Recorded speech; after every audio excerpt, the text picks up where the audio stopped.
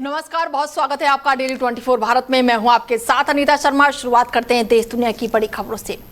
प्रधानमंत्री नरेंद्र मोदी ने नई दिल्ली में ब्रिक्स विदेश मंत्रियों की बैठक में भाग लेने वाले कई विदेश मंत्रियों से मुलाकात की और इसमें रूसी विदेश मंत्री, साथ ही ईरानी विदेश मंत्री अब्बास अरघाची, दक्षिण अफ्रीका के विदेश मंत्री और साथ ही ब्राजील के विदेश मंत्री भी शामिल हुए। ये बैठक भारतीय राजधानी में आयोजित ब्रिक्स विदेश मंत्रियों की बैठक के दौरान हुई है।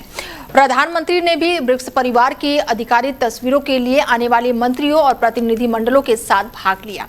इसमें उच्च स्तरीय राजनयिक वार्ता में भाग लेने वाले सदस्य देशों और साझेदार देशों के प्रतिनिधि एक साथ आए थे। वहीं विदेश मंत्री एस जयशंकर ने ब्रिक्स विदेश मंत्रियों की बैठक के लिए भारत मंडपम में रूसी विदेश मंत्री के साथ उनका भव्य स्वागत किया, जो एक बेहद ही महत्वपूर्ण राजनयिक जुड़ाव का प्रतीक है। विदेश मंत्री ने बहुप्रतीक्षित बैठक से पहले राजधानी में आयोजित कार्यक्रम स्थल पर सदस्य और पर्यवेक्षक देशों के अन्य विदेश मंत्री और प्रतिनिधियों का भी स्वागत किया। जयशंकर ने सबसे पहले भारत में चीनी राजदूत से मुलाकात की, जो विदेश मंत्री वांग यी के स्थान पर देश के प्रतिनिधित्व करेंगे, जो कि वर्तमान में बीजिंग में है।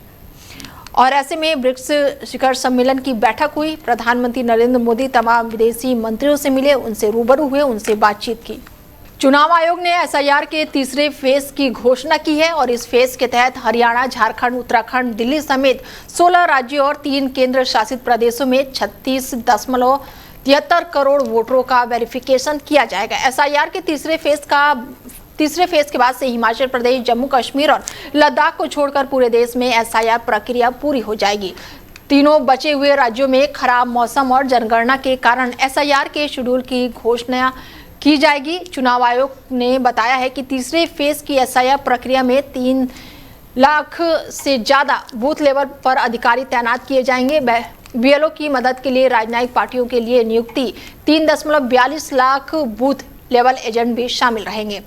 दिल्ली में एसआईआर के बाद से फाइनल वोटर लिस्ट 7 अक्टूबर को जारी की जाएगी। चुनाव आयोग ने 24 जून 2025 को पूरे देश में एसआईआर कराने का आदेश दिया था और अब 10 राज्य और 3 केंद्र शासित प्रदेश कवर हो चुके हैं। पहले फेज के तहत बिहार में सबसे पहले एसआईआर हुआ। दूसरे फेज के तहत 28 अक्टूबर 2025 से 12 राज्यों और केंद्र शासित प्रदेश में एसआईआर हुआ।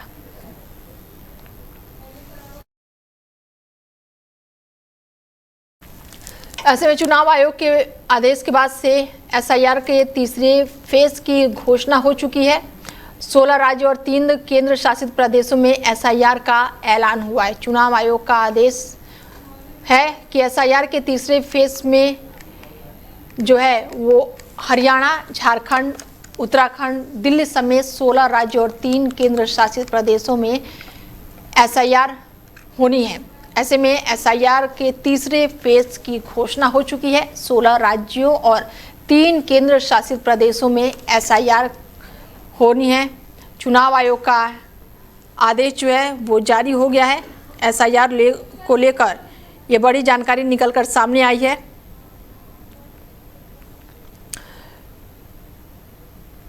एसआईआर पर उत्तराखंड, दिल्ली समेत 16 राज्यों में एसआईआर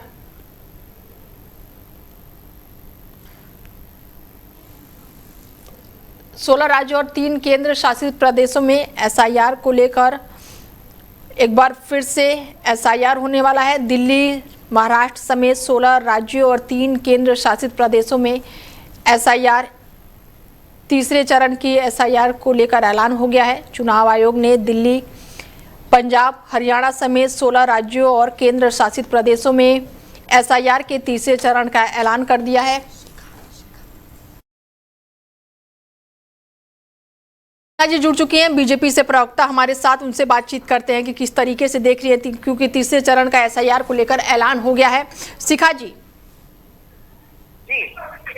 एक बार फिर से एसआईआर हम पहले भी देखे हैं कि चुनाव से पहले एसआईआर जितने जो आप बंगाल चुनाव की बात कर लीजिए, असम की बात कर लीजिए, उससे पहले बिहार चुनाव हुआ। तो जब तीसरे चरण में जो चुनाव आ रहा है 2027 में जितने भी चुनाव हैं, उससे पहले तो जैसा कि चुनाव आयोग हर वक्त एसआईआर करता है, जितने भी फेक जो भी फर्जीवाड़ा है, जितने बिल्कुल जो मरे हुए वोटर्स हैं एक बार फिर से स्थापित करना, चूंकि काफी साल हो चुका है, इसलिए 15 साल के बाद हर स्टेट के हिसाब से तो ये कोई नई चीज मुझे नहीं लगता है। बिल्कुल ये, और ऐसे में कुछ राज्यों में जैसे कि 16 राज्यों और केंद्र शासित प्रदेशों में SIR होने वाला है, तो कुछ राज्यों में चुनाव भी है अगले साल, तो उस लिहाज से कितना खास होगा शिखा जी? देखिए, पहले भी ये साबित हो चुका है कि जब जब SIR होता है इतने सारे वोटर्स के लिस्ट कटते हैं। बिल्कुल, जो मौजूद में नहीं है या तो वो दूसरे टाउन में है, या ये फॉल्स, अगर सही तरह से चुनाव प्रक्रिया होने के लिए SIR होना बहुत जरूरी है। जो भी फेक वोटर है जिनकी मृत्यु हो चुकी है, बिल्कुल, क्योंकि काफी 15 साल से ऊपर हो गए थे, जो या कई लोग हैं जो 15 साल काफी होता है ना, जैसे यंग अवस्था से वो बुजुर्ग अवस्था में आ गए, तो एक वेरीफाई प्रोसेस करने के लिए चुनाव आयोग का एक नॉर्मल सा प्रोसेस है जो तो होना तय ही था। ठीक है शिखा जी, जुड़ने के लिए बहुत शुक्रिया आपका। धन्यवाद, धन्यवाद।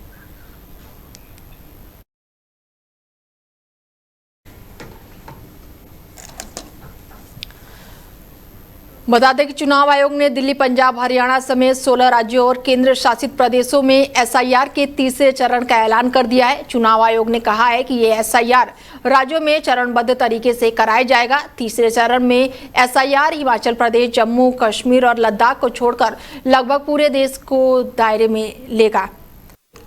वहीं कांग्रेस नेता VD सतीशन केरलम के नए CM होंगे। कांग्रेस ने राज्य के चुनावी नतीजे घोषित होने के 10 दिन के बाद आज इसका बड़ा ऐलान कर दिया। 61 साल के सतीशन जो है पाराबूर सीट से विधायक है। कांग्रेस नेता दीपा दास मुंशी ने प्रेस कॉन्फ्रेंस में कहा है कि पार्टी ने तिरुवनंतपुरम में 7 मई को मीटिंग की थी। पार्टी अध्यक्ष मल्लिकार्जुन खड़गे, राहुल गांधी से चर्चा के बाद तय किया गया है कि केरलम CM जो है वो VD सतीशन होंगे। नाम के ऐलान के बाद से सतीशन ने कहा है कि मैं इस पद को निजी उपलब्धि के लिए बिल्कुल नहीं दैविक कृपा मानता हूं। मैं वेणुगोपाल, रमेश चेन्निथाला और समेत सभी नेताओं को अपने विश्वास में लूंगा। मुख्यमंत्री पद की दौड़ में VD सतीशन, केसी वेणुगोपाल और रमेश चेन्निथाला का नाम सबसे आगे चल रहा था। रिजल्ट के बाद से केरलम कांग्रेस अलग अलग गुटों में बटी रही और एक धड़ जो है सतीशन के समर्थन में था, जिन्हें नई पीढ़ी और आक्रामक विपक्षी चेहरा माना जा रहा था, जिसके बाद से केरलम को लेकर आज कांग्रेस ने CM पद का ऐलान कर दिया है। ऐसे में CM का नाम का ऐलान कर दिया गया है। VD सतीशन जो है केरलम के नए CM हैं।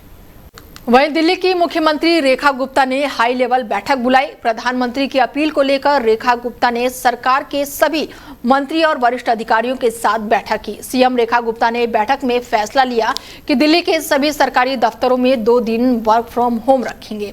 प्राइवेट कंपनियों को भी हफ्ते में 2 दिन वर्क फ्रॉम होम के लिए कहा जाएगा। दिल्ली की CM रेखा गुप्ता ने प्रधानमंत्री नरेंद्र मोदी की सलाह मानते हुए अपने काफिले में 60% की कटौती की है। CM के काफिले में अब सिर्फ 4 गाड़ियां हैं, जिनमें से 2 EV हैं। मुख्यमंत्री रेखा गुप्ता ने कहा कि सभी मंत्रियों के वाहनों में कटौती की जाएगी। जहां पर संभावना होगा हम लोग सार्वजनिक वाहन का भी उपयोग करेंगे। जिनका 200 लीटर पेट्रोलों की लिमिट थी, उनके लिए 160 लीटर होगी। जिन्हें 250 लीटर पेट्रोल मिलता था, उन्हें अब 200 लीटर दिया जाएगा। और वहीं रेखा गुप्ता ने कहा है कि कोई भी मंत्री 1 साल विदेश नहीं जाएगा। केंद्रीय कृषि मंत्री शिवराज सिंह चौहान ने PM नरेंद्र मोदी के व्यक्तिगत और कार्यशैली पर आधारित पुस्तक जो है अपनापन लिखी है और इसकी जानकारी उन्होंने सोशल मीडिया प्लेटफॉर्म पर दी है। और इस बुक को रिलीज जो है 26 मई को नई दिल्ली में किया जाएगा। शिवराज सिंह चौहान ने सोशल मीडिया पर लिखा है कि उनकी पुस्तक अपनापन सिर्फ एक किताब नहीं, बल्कि इसमें उन्होंने प्रधानमंत्री नरेंद्र मोदी के साथ बिताए गए 33 सालों के अनुभव को शब्दों में व्यक्त किया है। उन्होंने कहा कि लोग मोदी को एक नेता के रूप में देखते हैं, लेकिन उन्होंने उन्हें करीब से एक साधक, कर्मयोगी और एक असाधारण व्यक्ति के रूप में अनुभव किया है। उन्होंने बताया कि 3 दशकों से अधिक अपने सार्वजनिक जीवन में उन्होंने अनेक जिम्मेदारियां और भूमिकाओं में कार्य करने का अवसर मिला। इस दौरान उन्होंने देश के प्रधानमंत्री नरेंद्र मोदी के साथ भी अलग अलग समय पर काम किया। उनके साथ काम करते हुए उनके व्यक्तित्व को करीब से समझने का अवसर मिला। उनके नेतृत्व में काम करने का अनुभव उनके लिए हमेशा प्रेरणादायक रहा। वहीं ओमान तट के पास एक भारतीय ध्वज वाले जहाज पर हुए मिसाइल हमले को लेकर भारत ने कड़ी नाराजगी जताई है। विदेश मंत्रालय ने इस घटना को अस्वीकार बताते हुए कहा कि अंतर्राष्ट्रीय समुद्री व्यापार और सिविलियन नाविकों को निशाना बनाना किसी भी हालत में स्वीकार नहीं किया जाएगा और ये ऐसा समय पर हुआ है जब स्ट्रेट ऑफ हॉर्मुज और आसपास के अंतर्राष्ट्रीय समुद्री मार्गों में लगातार तनाव बढ़ा हुआ है। अमेरिका और ईरान के बीच युद्ध विराम भले ही फिलहाल लागू हो, लेकिन दोनों देशों के बीच समझौते को लेकर स्थिति अभी भी बेहद ही तनावपूर्ण बनी हुई है। विदेश मंत्रालय के प्रवक्ता रणधीर जायसवाल ने जारी बयान में कहा कि ओमान तट के पास भारतीय ध्वज वाले जहाज पर हुआ हमला अस्वीकार है। हम इस बात की निंदा करते हैं कि लगातार कमर्शियल शिपिंग और नाविकों को निशाना बनाया जा रहा है। मंत्रालय ने यह भी साफ किया है कि जहाज पर मौजूदा सभी भारतीय चालक दल के सदस्य सुरक्षित हैं। भारत ने बचाव अभियान चलाने के लिए ओमान प्रशासन का धन्यवाद भी किया है। बयान में कहा गया है कि भारत दोहराता है कि कमर्शियल जहाजों को निशाना बनाना, निर्दोष नागरिक क्रू मेंबर्स को जान खतरे में डालना और समुद्री व्यापार और निवेशक को स्वतंत्र में बाधा डालना जैसी घटनाओं से बचा जाना चाहिए। स्ट्रेट ऑफ हॉर्मुज से पहले भी भारतीय जहाजों पर हमले हुए हैं। अमेरिकी राष्ट्रपति डोनाल्ड ट्रंप के चीन पहुंचने पर उनका भव्य स्वागत किया गया और ऐसे में शी जिनपिंग ने उनका स्वागत किया। बता दें कि दोनों नेताओं के बीच बड़े ही गर्मजोशी के साथ ये मुलाकात हुई। वहीं ट्रंप ने शी जिनपिंग को सितंबर में अमेरिका आने का न्योता भी दे डाला है। अमेरिकी राष्ट्रपति डोनाल्ड ट्रंप ने चीनी नेता शी जिनपिंग के साथ शिखर सम्मेलन की शुरुआत की। उम्मीद है कि ये सम्मेलन भव्य और प्रतीकात्मक से भरपूर होगा, लेकिन व्यापार, ताइवान के साथ अमेरिकी संबंध या फिर ईरान युद्ध जैसे प्रमुख मुद्दों पर कोई भी बड़ी सफलता मिलने की संभावना नहीं है। वहीं ट्रंप ने अपने जवाबी टोस्ट के दौरान शी और उनकी पत्नी 24 सितंबर को आने के न्योता भी दिए हैं। ट्रंप ने कहा है कि हम इसका बेसब्री से इंतजार कर रहे हैं। उन्होंने शी का उनकी मेजबानी के लिए भी शुक्रिया अदा भी किया। ट्रंप ने कहा कि ये समय बहुत ही शानदार रहा। अमेरिकी राष्ट्रपति डोनाल्ड ट्रंप ने कहा कि शुरू से ही हमारे नागरिकों के बीच आपसी सम्मान की गहरी भावना रही है। समाजवादी पार्टी के संस्थापक मुलायम सिंह यादव के छोटे बेटे और बीजेपी नेता अपर्णा यादव के पति प्रतीक यादव का आज सुबह लखनऊ में भैंसाकुंड में अंतिम संस्कार हो गया। प्रतीक यादव के ससुर यानी कि अपर्णा यादव के पिता अरविंद सिंह बिष्ट ने प्रतीक यादव के पार्थिव शरीर को मुखाग्नि दी और इस दौरान अखिलेश यादव, धर्मेंद्र यादव, आदित्य यादव, शिवपाल सिंह यादव समेत परिवार के अन्य लोग मौजूद रहे। 13 मई को अचानक तबीयत बिगड़ने के बाद उनका निधन हो गया। महज 38 साल की उम्र में प्रतीक यादव के निधन से राजनीतिक और सामाजिक हलकों में शोक पसरा हुआ है। कांग्रेस, बीजेपी और समाजवादी पार्टी के तमाम नेताओं ने इस पर दुख जताया। प्रतीक यादव के अंतिम संस्कार में समाजवादी पार्टी और भारतीय जनता पार्टी के तमाम बड़े नेता शामिल हुए। राष्ट्रीय जांच एजेंसी यानी कि एनआईए ने दिल्ली के लाल किला इलाके में हुए भीषण कार बम धमाके मामले में 10 आरोपियों के खिलाफ 7,500 पन्ने की विस्तृत चार्जशीट दाखिल की है और इस धमाके में 11 लोगों की मौत हुई थी, जबकि कई अन्य घायल हुए थे। 10 नवंबर 2025 को हुए इस हमले ने राजधानी दिल्ली को दहला दिया था और आसपास की संपत्तियों को भी भारी नुकसान पहुंचा था। एनआईए ने यह चार्जशीट नई दिल्ली स्थित पटियाला हाउस कोर्ट में विशेष अदालत में दाखिल की है। जांच एजेंसी के मुताबिक सभी आरोपी आतंकवादी संगठन अंसर गजवा उल हिंद से जुड़े हुए थे, जो कि अलकायदा इन इंडिया से जुड़े हुए हैं और गृह मंत्रालय ने जून 2018 में AQIS और साथ ही उससे जुड़े सभी संगठनों को आतंकवादी संगठन घोषित किए थे। चार्जशीट में मुख्य आरोपी पुलवामा निवासी डॉक्टर उमर उन नबी का नाम शामिल है, जिसकी इस मामले में मौत हो चुकी है और वहीं हरियाणा के फरीदाबाद स्थित अल फलाह यूनिवर्सिटी में मेडिसिन विभाग में असिस्टेंट प्रोफेसर भी वो रह चुका था। पश्चिम बंगाल सरकार ने राज्य के सरकारी और सहायता प्राप्त स्कूलों में वंदे मातरम को लेकर बड़ा फैसला लिया है। राज्य के स्कूल शिक्षा विभाग ने आदेश जारी करते हुए कहा कि अब सभी स्कूलों की मॉर्निंग असेंबली में वंदे मातरम का गायन अनिवार्य होगा। सरकार ने इस निर्देश को तत्काल प्रभाव से लागू करने का आदेश दिया है। पश्चिम बंगाल सरकार का कहना है कि इस फैसले का उद्देश्य छात्रों में देशभक्ति और राष्ट्रीय मूल्यों को भावना को मजबूत करना है। राज्य सरकार ने इस भारत की सांस्कृतिक और ऐतिहासिक विरासत से जोड़ते हुए महत्वपूर्ण कदम बताया है। बता दें कि पश्चिम बंगाल सरकार ने राज्य के सभी स्कूलों में सुबह की प्रार्थना सभा के दौरान वंदे मातरम गाना अनिवार्य कर दिया है। शिक्षा विभाग ने इस संबंध में सभी शिक्षण संस्थाओं को नोटिस जारी किया है। पश्चिम बंगाल के स्कूलों में वंदे मातरम अनिवार्य, सुबह की प्रार्थना सभा में गाना होगा राष्ट्रीय गीत वंदे मातरम भारत की राष्ट्रीय गीत है, जिसे वाल्मीकि चंद्र चट्टोपाध्याय ने लिखा था।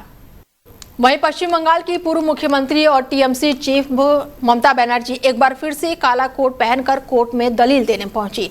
ममता कोलकाता हाईकोर्ट के चीफ जस्टिस सुजोय पाल और जस्टिस पार्थ सारथी सेन के सामने पेश हुई। मामला जो है हाल ही के राज्य विधानसभा चुनाव के नतीजों के बाद हुई चुनावी हिंसा से जुड़ी जनहित याचिका का है। सुनवाई के दौरान ममता ने कोर्ट को बताया कि राज्य में हाल ही में हुए विधानसभा चुनाव के बाद से बड़े पैमाने पर हिंसा हुई, इसमें बुलडोजर एक्शन भी शामिल है। पुलिस एफआईआर दर्ज करने की परमिशन नहीं दे रही है। उन्होंने टीएमसी कार्यकर्ताओं पर हमला, आगजनी और हत्याओं का आरोप लगाते हुए कोर्ट से सुरक्षा और निष्पक्ष जांच की मांग की। इधर सुनवाई के बाद से जब ममता कोर्ट रूम से बाहर निकली तो गलियारों में मौजूदा वकीलों की भीड़ ने उन्हें घेर लिया।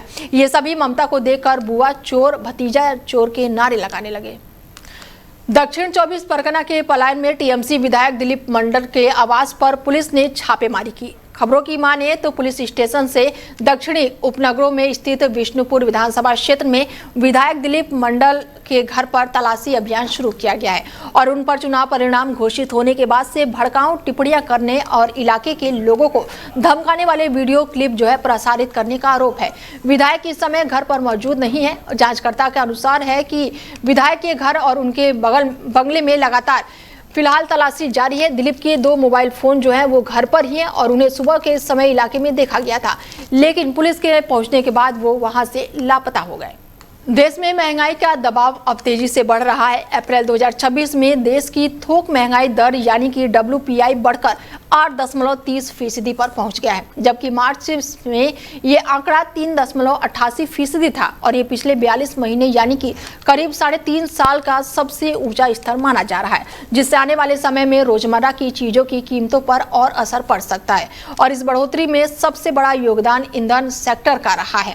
बता दें कि महंगाई मार्च के 1.05% से उछलकर अप्रैल में 24.71% तक पहुंच गई है।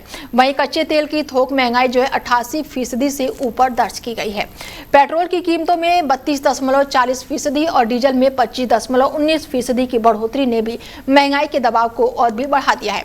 एलपीजी की कीमतों में भी 10.90% की बढ़ोतरी दर्ज की गई है और इन आंकड़ों से साफ पता चलता है कि आम लोगों पर महंगाई का दबाव लगातार बढ़ रहा है। ईरान संकट और खाड़ी देशों में तनाव की वजह से कच्चे तेल की कीमतों में भी उछाल आया है और उसका सीधा असर इन आंकड़ों में दिखाई दे रहा है। वहीं आईपीएल में आज पंजाब किंग्स और मुंबई इंडियंस के बीच मैच खेला जाएगा और ये मैच धर्मशाला के HPCA स्टेडियम में खेला जाएगा। मुकाबले का टॉस शाम 7 बजे होगा और इस मैच में पंजाब लगातार 4 मैच हारने के दबाव में होगा और उसके लिए मुंबई इंडियंस चुनौती बन सकती है। मुंबई ने पिछले मैच में रायपुर में बेंगलुरु को कड़ी टक्कर दी थी, हालांकि भुवनेश्वर के छक्के से बेंगलुरु को जीत मिली थी। पंजाब की सबसे बड़ी परेशानी उनकी गेंदबाजी है। कप्तान श्रेयस अय्यर भी ये मान चुके हैं। उन्होंने ये भी बताया कि टूर्नामेंट की शुरुआत में बैटर्स को शानदार प्रदर्शन से गेंदबाजी को कमजोरियां जो हैं वो सामने नहीं आएंगी, लेकिन अब ये चिंता का विषय बन गई है। पंजाब और मुंबई का हेड टू हेड रिकॉर्ड बराबरी पर है। दोनों टीमों के बीच 35 मैच खेले गए हैं और दोनों ने 17 मैच जीते हैं, जबकि एक मैच टाई रहा और आज जीतने वाली टीम जो है वो बढ़त हासिल करेगी।